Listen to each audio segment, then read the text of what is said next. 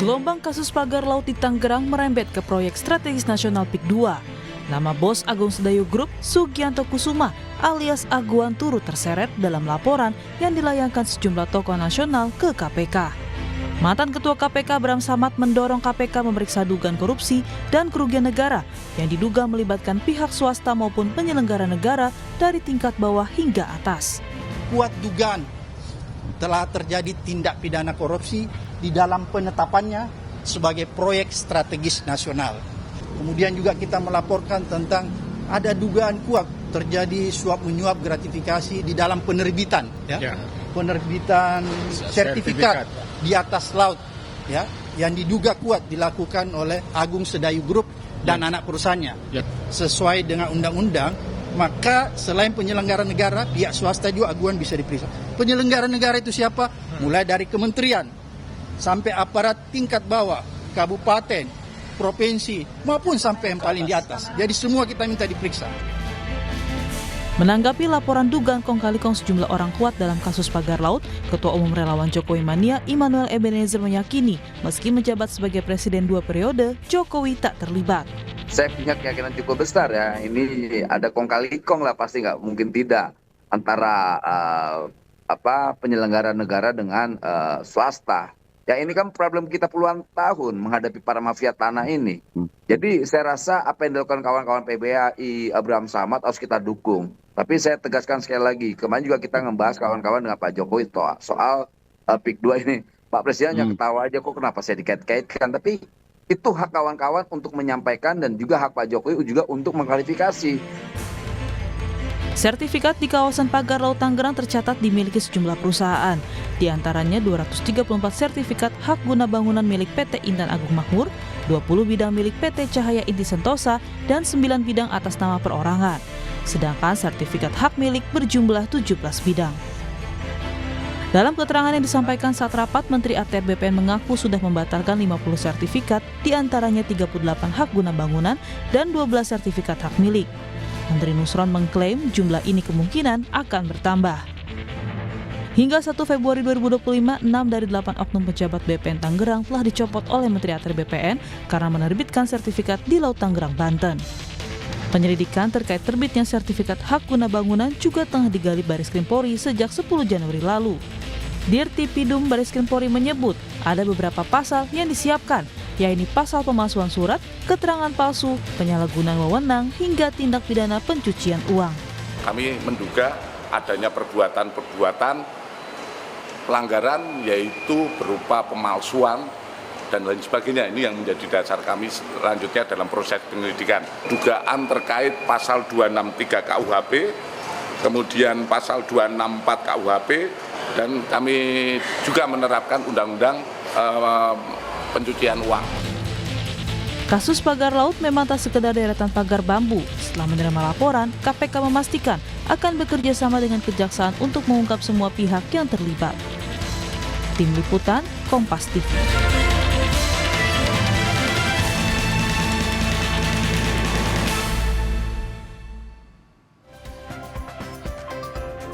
Saudara, KPK disebut akan mendalami laporan dugaan korupsi pagar laut Tangerang dan penetapan PIK 2 sebagai proyek strategis nasional. Mantan Ketua KPK Abraham Samad bilang kasus pagar laut melibatkan pihak swasta hingga penyelenggara negara. Benarkah?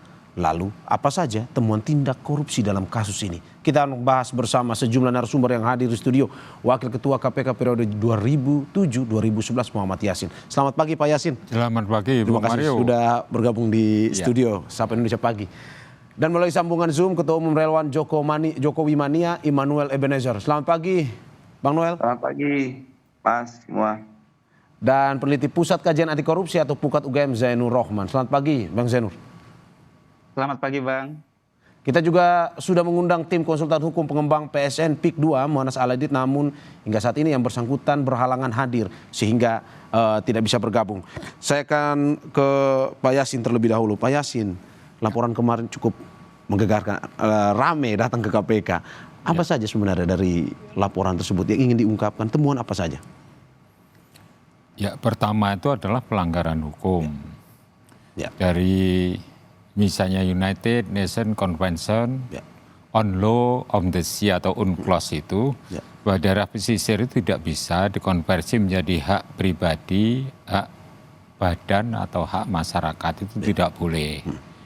Terus kemudian di pasal yang ada di dalam Undang-Undang nomor 27 tahun 2007 tentang pengelolaan perairan itu kan digugat di dalam Mahkamah Konstitusi. Dan akhirnya muncullah Undang-Undang nomor 1 tahun 2014 tentang pengelolaan pesisir. Ya, itu pengelolaannya itu juga ada ketentuan-ketentuan yang di situ adalah untuk katakanlah memelihara lingkungan yang ada di pesisir, lingkungan atau katakanlah ya habitat laut dan juga hutan mangrove dan lain sebagainya. Nah, itu semuanya dilanggar. Asetnya juga dikuasai berupa sungai, berupa katakanlah jalan nasional atau jalan daerah yang menuju kepada wilayah itu juga dikuasai, artinya artinya diokupasi lah kemudian. Itu penguasaan aset negara secara tidak sah. Jadi kalau tanggal 22 Januari Menteri ATR Pak Yusron itu mencabut beberapa surat hak guna bangunan dan juga hak milik diantaranya, itu sudah tepat sekali. Nah, sehingga dengan adanya pelanggaran aturan itu, kemudian penerbitan daripada surat hak guna bangunan serta hak milik itu kan sudah cacat prosedur hukum. Nah, sehingga itu sudah ada pelanggarannya. Pelanggarannya nyata. Jadi kalau kita memasang pasal 2 atau pasal 3 Undang-Undang 3199 itu sudah masuk, di samping hal-hal yang lain termasuk KUHP yaitu pasal 5, yaitu bersama-sama antara swasta dan penyelenggara negara. Dan itu yang mengeluarkan hak itu yang seharusnya yang punya kewenangan untuk mengeluarkan hak itu ya Menteri ATR dan Ketua BPN, tidak bisa diwakilkan kepada misalnya saja Kanwil atau Kepala Kantor. Ini rusak semua sehingga pemecatan terhadap 9 orang yang kemarin kita identifikasi yang memang levelnya rendah, kepala seksi, kepala kantor seperti itu ya. Atau kepala seksi dan panitia A, kemudian anggota panitia itu kan dipecat. Itu merupakan katakanlah itu makan bubur dari pinggir, itu bubur panas dari pinggir. Penyelenggara negara big fish-nya ini belum ditangani karena ini adalah PSN judulnya. PSN itu adalah proyek strategi nasional. Itu pasti ada beberapa pejabat tinggi yang tadi kita sebutkan adalah Menteri ATR dan Ketua BPN yang pada saat mengeluarkan itu juga harus diperiksa sebagai saksi dulu. Ada atau tidak dugaan keterlibatan dia. Nah, ini saya kira ini menjadi ranah KPK karena dalam undang-undang itu KPK itu tugas khususnya dalam pemberantasan korupsi adalah kepada penyelenggara negara, penegak hukum atau pihak lain yang terkait korupsinya itu dengan penyelenggara negara dan penegak hukum, itu pasal 11. Nah, ini dan kasus korupsi yang menjadi perhatian masyarakat secara umum, ini menjadi fokus perhatian yang saat sekarang ini. Jadi jangan sampai menunggu, ini sprint lead sudah dikeluarkan oleh kejaksaan. Nah, KPK masih full bucket. Nah, kita mendorong harus dikeluarkan juga sprint lead, kengkaran bersama-sama penanganan kasus ini dengan kejaksaan. Jadi tadi Anda menyebutkan sampai Menteri ATR, apakah sampai Menteri ATR BPN atau karena kemarin laporan Anda ada nama-nama yang perlu bertanggung jawab sepertinya? Iya, karena proyek strategik nasional itu kan juga presiden juga, mantan presiden itu siapa yang menetapkan di era itu. Di era siapa? Mantan presiden siapa? Ya Pak Jokowi misalnya kan seperti itu. Itu kan ada kesamaan di dalam katakanlah di dalam penegakan hukum itu equality before the law. Jadi tidak ada special treatment siapapun kalau sebagai warga atau subjek hukum diminta keterangan oleh APH, aparat penegak hukum, siapapun, kejaksaan, kepolisian atau KPK dalam hal ini harus bersedia. Kan belum tentu kalau misalnya itu adalah saksi itu akhirnya menjadi tersangka, kan belum tentu. Pak Yasin, saya cuma tegaskan bahwa kemarin juga selain Menteri ATR pada saat itu, pada era itu, Anda juga melaporkan seperti Anda sebutkan, Pak Jokowi juga di KPK. Yang mempunyai kewenangan untuk menetapkan PSN itu, yaitu pengembangannya oleh KPK. Yaitu siapa berbuat apa itu kan penegak hukum. Kalau pelapor kan dugaan. Kalau dugaan kan boleh-boleh saja. Oke. Dan pelapor itu dijamin oleh aturan perundangan, yaitu PP nomor 43 tahun 2018 itu peran serta masyarakat. Ya. Bila ada dugaan korupsi yang terjadi yang dilihat oleh masyarakat itu harus dilaporkan ke penegak hukum gitu loh. Nah, untuk membuktikan siapa yang terlibat itu Ya. kan dalam hukum pidana itu kan siapa melakukan perbuatan apa gitu. Bukan hanya dugaan terus kemudian itu diproses menjadi tersangka, tidak. Melakukan apa nih orang-orang kemungkinan tersangkut, yaitu kita menghadirkan saksi, barang bukti, saksi ahli, dan dokumen-dokumen lain yang berkaitan dengan dugaan penyimpangan itu ranahnya penegak hukum. Oke. Ya, kalau pelapor hanya melaporkan itu aja. Oke, Pak Yasin. Yaitu indikasi-indikasi penyimpangannya. Penyimpangannya. Gitu. Oke. Ya. Oke, dari saya ke Ketua Umum Relawan Jokomania Immanuel Ebenezer. Bang Noel, ini dugaan katanya Pak Jokowi perlu diperiksa juga dalam bertanggung jawab dalam kasus PIK 2 ini. Ya, saya rasa nggak masalah ya, namanya dugaan. Tapi harus dipahamin, kasus mafia tanah itu udah puluhan tahun. Ya. Tak usah bicara tentang PIK. Kemarin aja di Bekasi ada ibu-ibu yang punya surat hak milik SHM itu digusur kok depan mata kita kemarin, ramai itu. Gitu. Belum lagi yang di Kalimantan, hak-hak adat rakyat itu dirampas. Tadi betul Mas Kang Mas ini bilang bahwa ini Nusron ini baru bicara tentang seperti analogi bubur panas, makanya baru pinggiran doang nih. Tuh.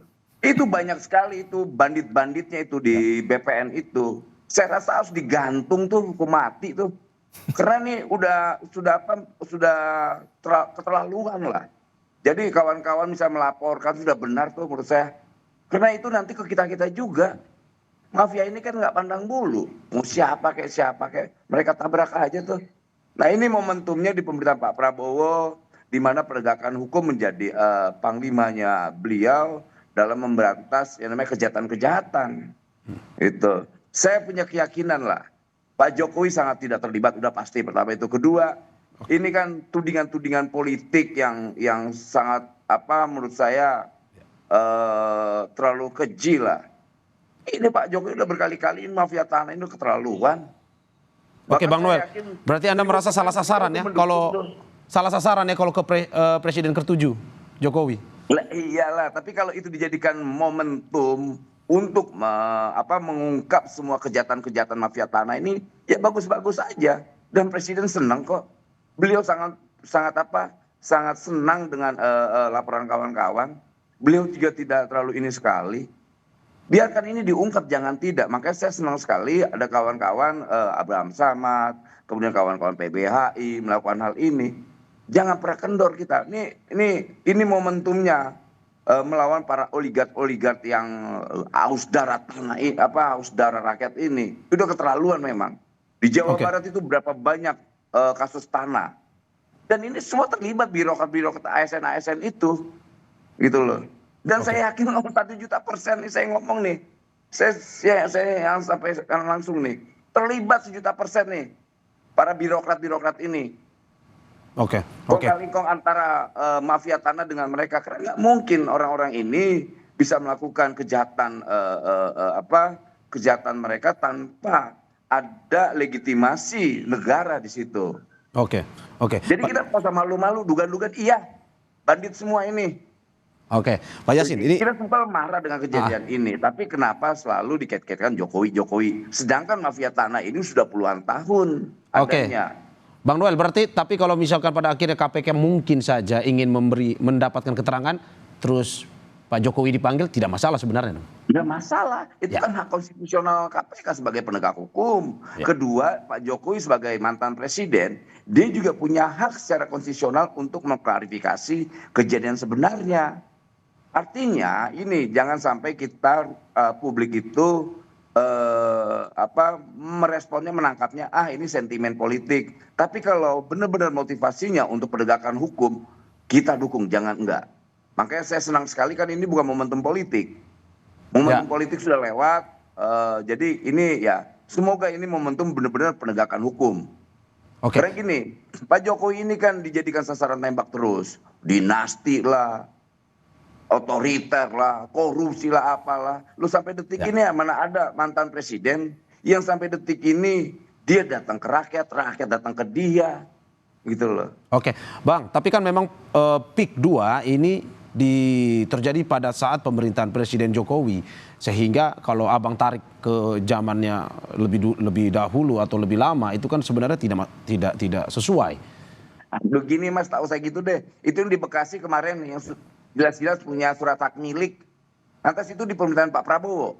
Lah ini ada Pak Prabowo-nya loh. Ya. Tudingan Pak Prabowo tuh. Bukan itu. Ini mafia-mafia ini udah nggak pandang bulu. Dia mau Pak Jokowi kayak mau Pak Prabowo kayak emang udah bandit orang-orang ini. Memang harus ada penegakan hukum, tidak boleh tidak. Gitu loh. Tidak boleh tidak, harus ada penegakan hukum. Tapi jangan terlalu seakan-akan sedikit-sedikit bebek sakit Jokowi salahin. Gitu loh. Itu jangan kayak model yang siapa Hasto tuh yang punya bukti korupsi ya Pak Jokowi. Mana sampai detik ini. Saya nantangin tuh. Ini kadang-kadang kita muak dengan para politisi-politisi embek. Yang nggak jelas cuman. Makanya gini, kita dukung KPK, jangan ditekan. Karena saya yakin sekali.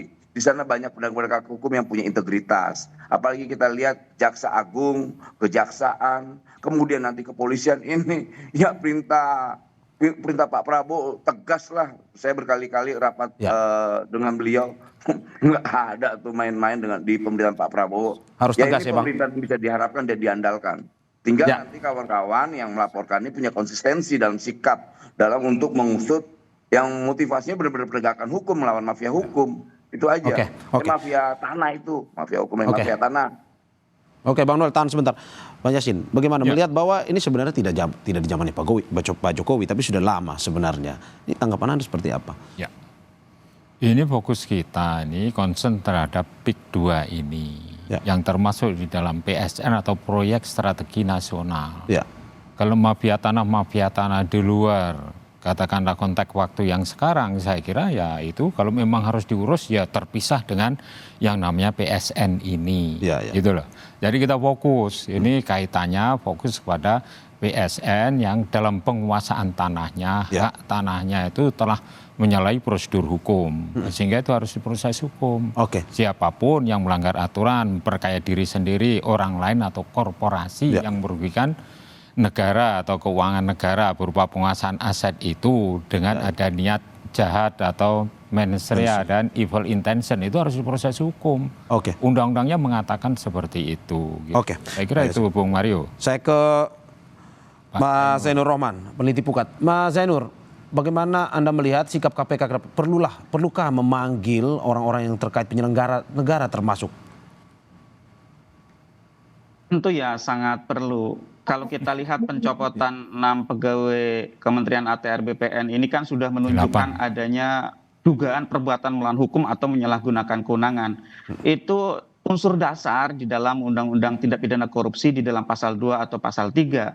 Nah, tinggal unsur merugikan perekonomian negara itu kan misalnya bisa dilihat kalau kasus ini tidak diungkap, negara kehilangan sekian luas tanah yang berasal dari laut gitu ya. Laut itu kan juga menjadi sumber penghidupan bagi masyarakat. Di sana ada sumber masyarakat mencari penghasilan, ada ikan, ada kerang, ada sumber-sumber laut lainnya gitu ya.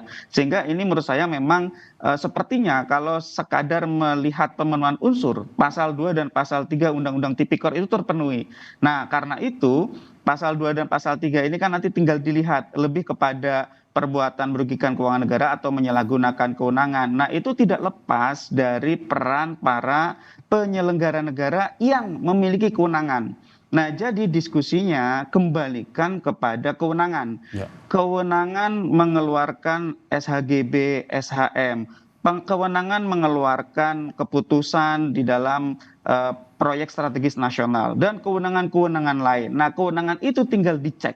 Apakah di dalam mengeluarkan keputusan sebagai seorang pejabat tata usaha negara itu dilakukan dengan melawan hukum. Nah, siapa pejabat yang melawan hukum itulah yang harus dijerat secara tindak pidana, apakah itu tindak pidana korupsi atau tadi Pak Yasin menyebut misalnya undang-undang pengelolaan wilayah pesisir. Jadi menurut saya ini memang harus diungkap dari sisi pidana. Tidak boleh berhenti hanya aspek administratif pencopotan para pegawai di level bawah. Nah, sekarang kita lihat ada 3 lembaga yang sepertinya sedang mencoba untuk mendalami. Kepolisian melihat dari sisi pemalsuan, kemudian dari sisi penipuan, kemudian dari kejaksaan melihat kemungkinan adanya perbuatan-perbuatan pidana termasuk khususnya tindak pidana korupsi. Di KPK juga menerima laporan terkait dengan dugaan tindak pidana korupsi. Oleh karena itu sih saya melihat harusnya ya 3 lembaga penegak hukum ini menjalin komunikasi, koordinasi agar perkara ini bisa diselesaikan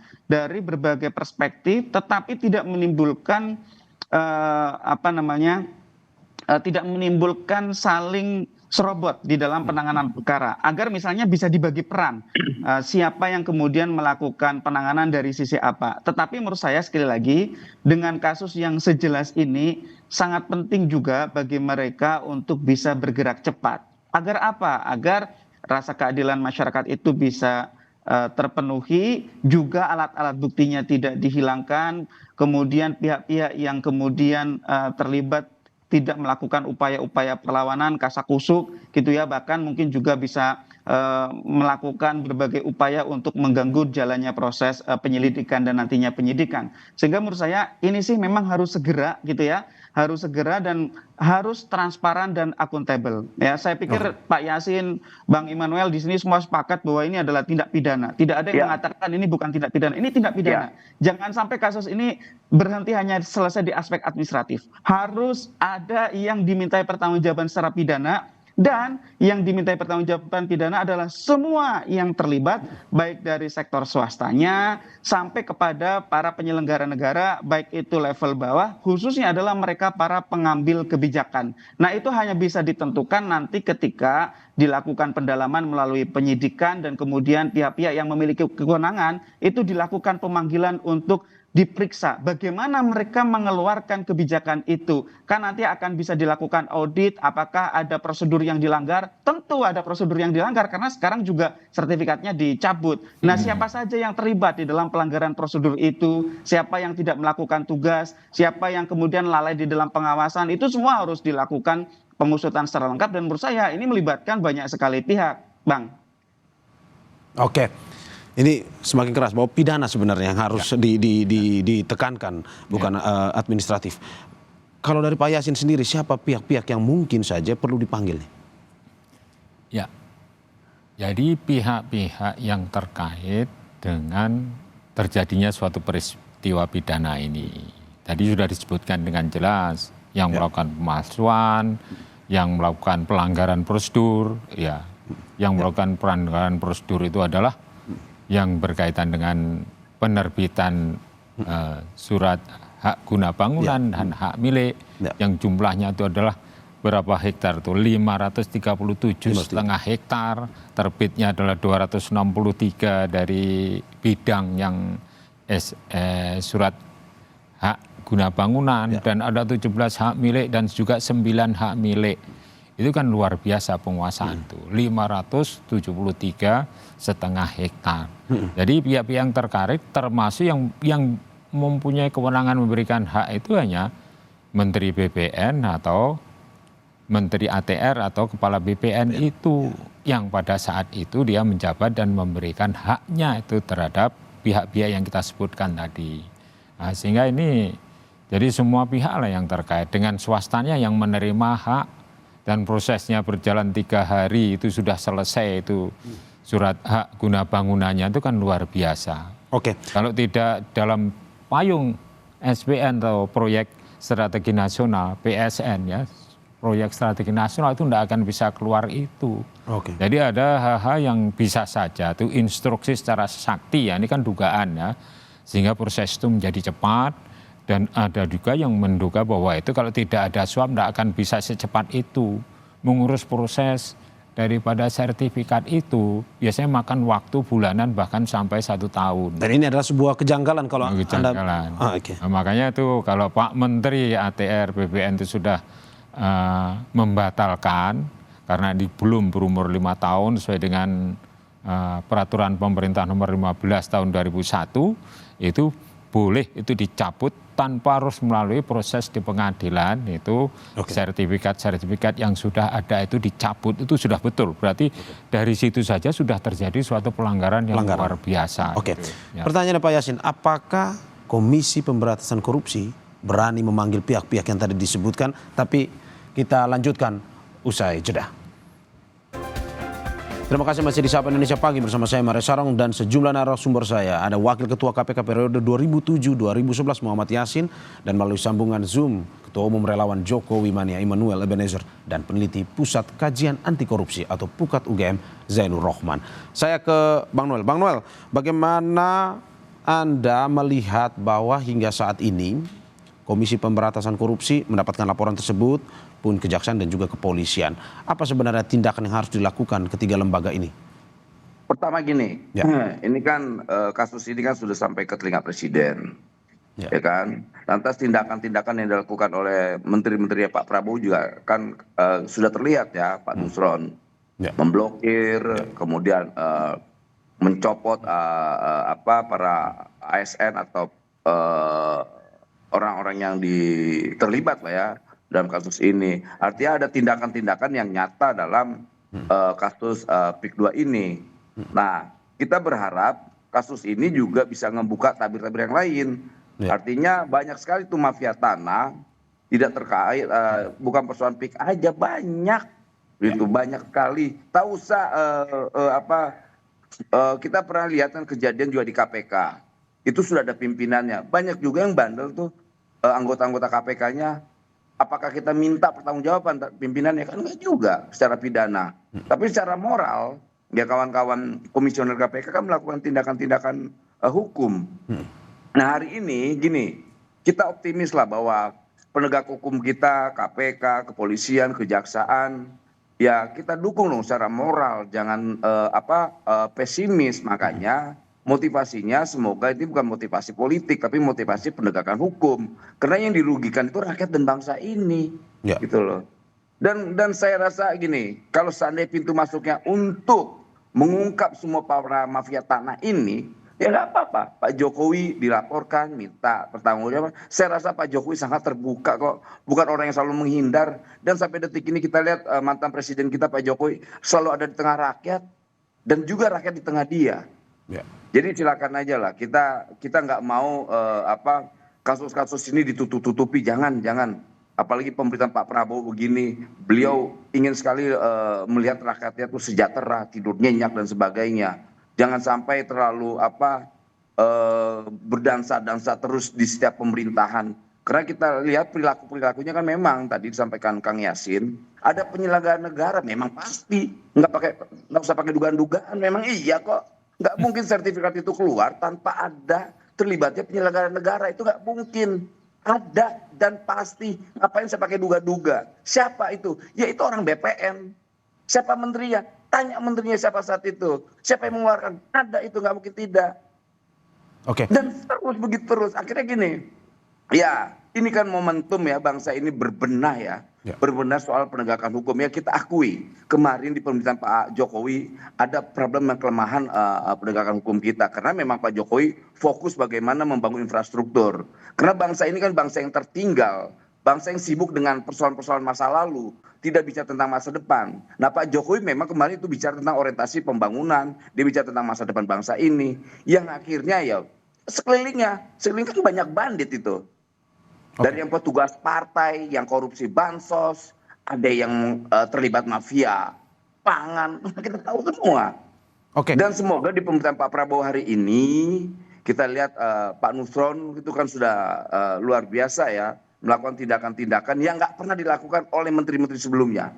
Dan tidak pernah juga dilakukan oleh presiden-presiden sebelumnya. Artinya Pak Prabowo dalam hal ini sudah melakukan tindakan-tindakan yang diharapkan oleh rakyat, yaitu apa? Penegakan hukum. Tidak pilih tebang pilih. Mau dia siapa kayak mau dia siapa, orang urus. Siapapun yang melanggar hukum harus bertanggung jawab. Bang, Anda mau bilang bahwa Pak Jokowi sebenarnya tahu dan siap bersaksi kalau misalkan dipanggil KPK. Ini terkait siapa-siapa saja yang diduga. Pak Presiden nggak. Ya dia ngurusin proyek strategis nasional. Tapi kan kita ketahui, tahu Pak Jokowi di KPK yang kecil aja lembaganya banyak juga yang menyimpang kok. Apalagi Pak Jokowi yang ngurusin Republik ini Pak. Gitu. KPK cuma berapa sih anggotanya? Penyidiknya berapa sih? Banyak juga secara moral nyimpang. Apalagi Pak Jokowi ngurusin Republik ini Pak. Gitu. Ngurusin rakyat. Ya. Oke. Nah makanya carilah pemimpin yang bicara tentang masa depan. Ini Pak Jokowi udah bagus. Walaupun memang kemarin ada problem penegakan hukumnya lemah. Nah hari ini pemerintahan berkelanjutan Pak Prabowo, ini pemerintahan yang bisa diandalkan. Pak Prabowo pemimpin yang bisa diandalkan. Ya sudah bagus kan, udah terbukti kan. Ya. Nggak ada urusan tuh langsung disuruh ambil tuh cabut-cabutin tuh pagar laut itu. Ya. Ada yang berani kayak begitu? Nggak ada. Karena memang itu karakter Pak Prabowo. Ya. Sangat patriotik. Tidak menjadi pecundang di depan mata rakyatnya. Oke, saya ke Bang Yasin. Bang Yasin, Ya. Kalau melihat apa yang dikatakan oleh Bang Noel tadi bahwa Kepala BPN, Menteri ATR periode waktu itu yang harus ini dipanggil untuk memberikan keterangan pasti. Tanggapannya seperti apa terkait dengan pemeriksaan itu? Ya. Jadi proses hukum harus due process of the law. Dan tidak harus memberikan special treatment karena jabatan. Ya. Jadi Betul, setuju. hak untuk bisa diperiksa dan memberikan keterangan itu yang apabila diminta oleh penegak hukum itu ya harus berkomitmen untuk memberikan keterangan gitu. Jadi itu di negara hukum itu harus seperti itu. Nah, KPK yang punya kewenangan mengenai kasus-kasus yang sifatnya itu adalah high ranking official karena menyangkut penyelenggara negara, penegak hukum dan pihak lain yang tersangkut kasus korupsinya itu dengan penyelenggara negara dan penegak hukum. Kalau dalam kaitannya ini ya, itu saya kira penyelenggara negara tadi Bang Noel sudah menyebutkan dugaan terhadap Menteri ATR. Ya. Dugaannya itu adalah ya apakah dia tuh berbuat menandatangani dan ikut melakukan penyalahan prosedur hukum atau tidak, melakukan kesalahan prosedur hukum atau tidak, itu yang harus diperiksa oleh penegak hukum. Nah, sehingga apabila terbukti walaupun dia tidak terima uang misalnya ya, tapi mensetujui, mensepakati itu pun harus diproses hukum. Berarti menurut Anda walaupun dia tidak menerima uang sama sekali atau tidak tahu, tetapi dia tetap harus diproses hukum? Harus diproses hukum sesuai ketentuan karena dia adalah terlibat di dalam katakanlah berjalannya suatu peristiwa kejahatan yang berindikasi pelanggaran hukum terhadap korupsi itu. Ya. Yaitu, jadi itu tidak hanya kali pertama KPK itu menangani kasus-kasus yang semacam itu. Memerintahkan keluarnya duit untuk menyuap siapa. Nah, yang diterima oleh pihak-pihak tertentu oleh swasta, dua-duanya kena. Yang menyuruh walaupun dia tidak ikut menikmati uang yang dikeluarkan pun juga kena. Karena dia terlibat di dalam membangun suatu peristiwa pidana itu yang melibatkan banyak pihak. Ya. Memang korupsi itu tidak bisa dilakukan secara individu. Umumnya adalah berkelompok karena ada high ranking official, ada pejabat-pejabat di bawahnya, ada pihak yang terkait misalnya swasta itu berkali-kali selalu melibatkan swasta. Apalagi yang berkaitan dengan pengadaan barang dan jasa. Ini adalah proyek strategi nasional, itu pasti ada swastanya ada di situ. Dan penguasaan hak secara tidak legal melanggar hukum itu juga harus diproses. Nah, dugaan suapnya harus juga bekerja sama dengan PPATK. Ada panda uang yang mengalir itu yang tadi disinggung oleh kepolisian itu kan ada dugaan juga money laundering, itu mengalirnya uang. Nah, sehingga kalau menurut saya ini ketiga penegak hukum ini secara kongkaren bersama-sama secara koordinatif menangani kasus yang menjadi pusat perhatian masyarakat saat sekarang ini. Oke. Yang merugikan keuangan negara atau aset negara yang luar biasa jumlahnya. Oke. Saya kira gitu Bung Mario. Oke, saya ke Mas Janur Rahman. Mas, pertanyaannya apakah berani KPK ini tersangkut dengan penyelenggara negara ini memanggil ataupun bahkan ini memproses? Harus berani ya, dan ini kan juga masih di awal periode kepemimpinan Pak Setio Budianto. Ya. Rakyat akan menilai apakah KPK itu punya derajat independensi atau ternyata diduga bisa diintervensi dari luar begitu kan. Nah sekali lagi ini sangat penting koordinasi antara KPK, kepolisian, kejaksaan. Karena tadi seperti disampaikan Pak Yasin ada lebih dari 200 sertifikat yang keluar. Ini juga sangat mungkin melibatkan dari level terbawah, di level desa sampai level tertinggi begitu ya. Sehingga juga ini membutuhkan sumber daya dari aparat penegak hukum untuk dapat melakukan penanganan secara tuntas, secara komprehensif. Nah oleh karena itu perlu mungkin gitu ya untuk dilakukan misalnya kesepakatan di antara kepolisian, kejaksaan, KPK. Siapa melakukan apa, siapa mendalami bagian apa begitu ya. Juga ini untuk menghindari terjadinya persaingan yang tidak perlu begitu kan semua ingin tampil ya, semua ingin punya poin, punya kredit, punya skor. Oleh karena itu perlu untuk dilakukan pemilahan aspek misalnya pemalsuannya, aspek suapnya, aspek korupsi dalam pasal 2 dan pasal 3, ya juga mungkin dari sisi pelaku, siapa yang menangani level bawah, juga siapa yang menangani untuk level yang atas. Meskipun kalau di antara mereka punya keterkaitan, tentu sebaiknya ditangani oleh lembaga yang sama. Tetapi kalau keterkaitannya sudah berbeda, itu bisa dibagi. Jadi ada pembagian peran gitu ya. Yang paling penting jangan sampai ini semua menguap. Itu saja. Publik akan menunggu apakah aparat penegak hukum kita itu punya harga diri ya ketika berhadapan dengan oligarki sebesar ini gitu ya. Kita akan lihat apakah ternyata hukum itu menjadi panglima atau ternyata lagi-lagi adalah uang yang menjadi panglima di republik ini. Jadi publik menunggu dan publik berharap yang ditangani, diproses secara hukum itu tidak sekadar di level bawah dan menengah. Publik ingin agar ada kesamaan di hadapan hukum, tadi Pak Yasin berkali-kali sampaikan, sehingga para pengambil kebijakannya yang melakukan pengambilan kebijakan dengan intensi buruk dan kemudian mengakibatkan kerugian perekonomian negara, itu dapat dimintakan pertanggungjawaban secara pidana. Dan betul yang namanya korupsi itu tidak harus makan uang rakyat, juga yang namanya pelaku tindak pidana korupsi belum tentu dia ikut menikmati uang, misalnya kalau ada uang begitu ya.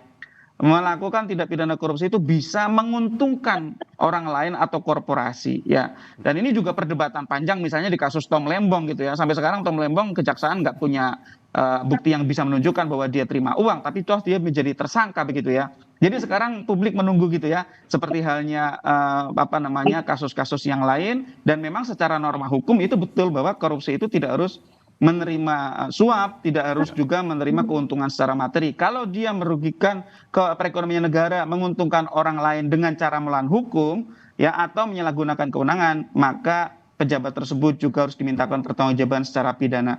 Nah, sekali lagi yang diharapkan publik adalah para aktor intelektualnya. Jangan aktor-aktor lapangan yang bekerja hanya mengurus secara administratif.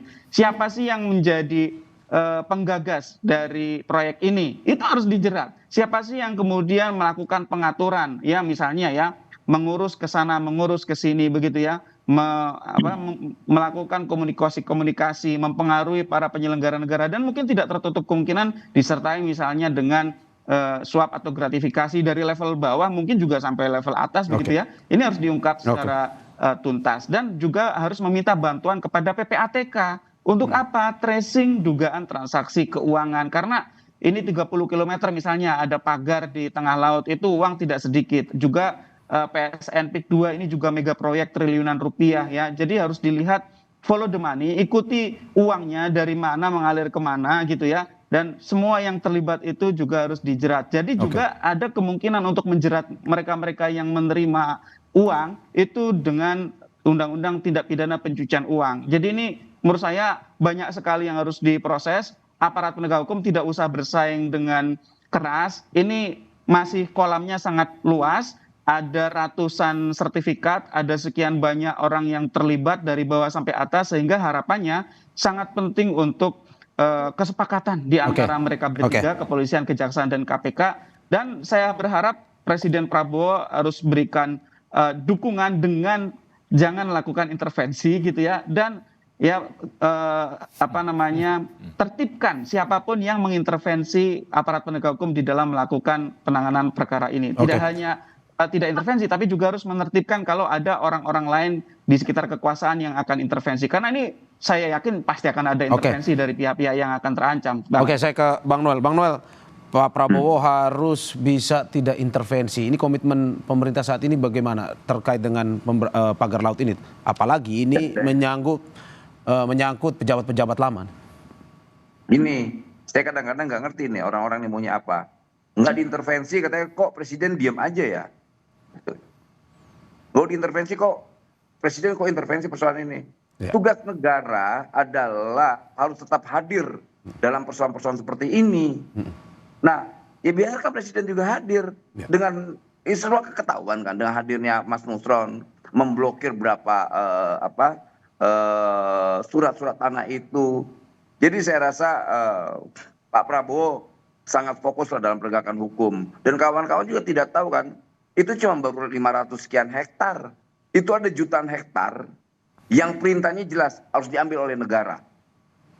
Gitu loh. Kan saya tidak mau ngasih tahu aja, saya biarkan aja. Itu perintah Pak Prabowo. Gitu. Berapa banyak tanah-tanah rakyat dirampas, dirampok. Ya. Ada yang bentuknya menjadi sawit, ada yang jadi pertambangan. Itu akan diburu sama presiden tuh. Ya. Tinggal kita lihat menterinya dan semua kementerian kabinet merah putih ini kan bekerja semua, nggak ada yang enggak. Oke. Jadi kita tidak terlalu khawatir lah, misalnya Pak Presiden dia tutup mata, nggak mungkin. Oke. Presiden intervensi dong, ya pasti dilakukan atas kepentingan negara, gitu loh. Oke. Artinya ya jangan bilang kok Mbak ku campur sih, kok turut campur. Ya, sudahlah, ini negara ini harus ada pemimpinnya, ya negara harus hadir, gitu loh. Nggak bisa tidak, karena ini pasti ada kerugian, apalagi ada penyelenggara negara di situ ya kan. Ya. Dan saya nggak mau pakai dugaan, saya katakan itu ada penyelenggara negara terlibat langsung. Apa yang kita pakai dugaan-dugaan, bandit semua kok. Ini langsung ya tak ada dugaan dalam kasus pagar laut ini ya. Oh iya, pakai dugaan. Nih, ada penyelenggara negaranya. Ya. Tadi betul Mas Zanuar bilang, tinggal di tracing aja BPK, aliran dana ini kemana semua. Gitu. Oke. Itu lebih mudah kok, nggak terlalu susah. Kita lihat aliran dana itu. Dan kita juga nggak mungkin birokrat-birokrat yang kecil-kecil itu, kasihan mereka nggak mungkin tidak ada atas perintah atasannya, mereka nggak berani. Makanya saya bilang kadang-kadang kasihan kita ngeliat para ASN-ASN yang bawah-bawah ini selalu menjadi korban atas keputusan pemimpinnya. Oke. Tangkap dong tuh siapa tuh bandit-bandit di belakang ini semua, jangan ragu gitu. Oke, Setelah Bang itu geser lagi, banyak kasus-kasus tanah yang lain. Orang ada 2 juta kasus di Republik ini yang tidak terselesaikan dan melibatkan penyelenggara negara dan ASN. Itu negara yang selama ini kan dijadikan banjakan untuk ngerampok. Nah di eranya Pak Prabowo nggak bisa tuh. Silakan aja kalian kalau berani-berani. Saya katakan ini pemimpinnya tuh, kejaksaannya juga berani, kepolisian juga berani, KPK juga berani. Makanya kita jangan pesimis, optimis dong. Kita dukung secara moral, secara politik. Tapi jangan kita ragukan. Kalau kita menjadi bangsa yang ingin maju, optimis, bergerak dengan optimis gitu loh. Oke Bang Noel, saya ke Pak Yasin. Pak Yasin, ini pengalaman sewaktu menjadi pimpinan KPK ini mengurus kasus-kasus seperti ini, terutama yang melibatkan para pejabat negara, penyelenggara negara. Ini berani tidak KPK dan apa yang harus dilakukan? Apakah mungkin bisa memanggil termasuk pejabat-pejabat negara?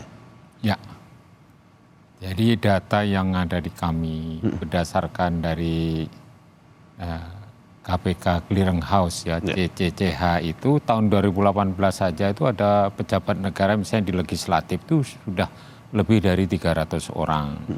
Melibatkan para menteri, menterinya sudah banyak sekali, kira-kira ada sekitar 40 orang menteri yang ditangani. Itu periode sampai tahun 2018 ya. Periode pertama, periode kedua, periode ketiga ya. Periode keempat itu sampai 2018 itu sudah sebanyak itu.